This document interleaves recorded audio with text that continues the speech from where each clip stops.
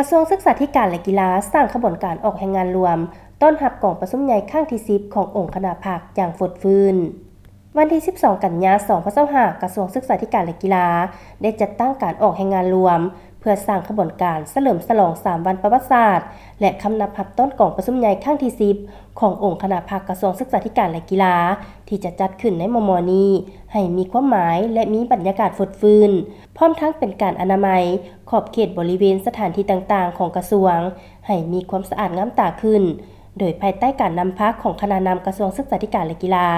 คณะภาคของมหาวิทยาลัยแห่งชาติคณะหน่วยภาคองค์การจัดตั้งมหาชนบรรดากรมกองที่ขึ้นกับและอ้อมข้างกระทรวงบรรดาพนักงานกรมกองของแต่ละภาคส่วนเข้าร่วมอนามัยอย่างเป็นขบวนการฟดฟื้นสำหรับการสร้างขบวนการออกแห่งงานดังกล่าวได้แบ่งออกเป็น4จุดคือเขตสำนักกระทรวงศึกษาธิการและกีฬาเขตตึกเจ้าอนุวงศ์เขตตึกศรีสะเกษและเขตหลัก8สำหรับกรมกองและสถานการศึกษาอ้อมข้างกระทรวงศึกษาธิการและกีฬาแม้นให้จัดตั้งออกแห่งงานอนามัยรวมภายในของเขตที่ตนรับผิดชอบตามเงื่อนไขของแต่ละภาคส่วนโดยได้มีการอนามัยภายในและภายนอกตึกตัดหญ้าและปัดกวาดเขตรับผิดชอบของภายลาวให้มีความสะอาดและจบงามทั้งนี้ก็เพื่อเป็นการสร้างขบวนการเฉลิมฉลอง3วันประวัติศาสตร์และคำนำรับต้อนกองประชุมใหญ่ครั้งที่10ขององค์คณะภาคกระทรวงศึกษาธิการและกีฬาที่จะจัดขึ้นในใบนี้